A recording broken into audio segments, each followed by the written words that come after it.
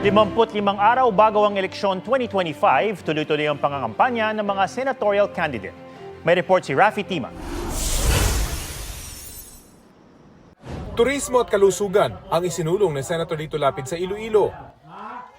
Masamang epekto ng pagmimina sa Palawan naman ang tinalakay ni Amira Lidasan, Ronel Arambulo, Franz Castro, Mimi Doringo at Modi Floranda. Dagdag trabaho at abot kayang pabahay ang itinutulak ni Manny Pacquiao sa Cavite. Seguridad sa pagkain ang nais pagtibayin ni Kiko Pangilinan sa Panay Island. Si Ariel Querubin, tinawag na tunay na bayani ang mga guro. Sa Pangasinan nag-ikot si Senador Bong Revilla. Si Senator Francis Tolentino, binigyang halagang papel ng barangay at SK officials. Pagbibigay ng insentibo sa mga empleyado ng gobyerno ang naisisulong ni Benher Abalos.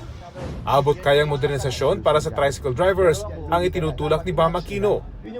Pagtutok naman sa mga benepisyo ng barangay officials ang ipinangako ni Abby Binay.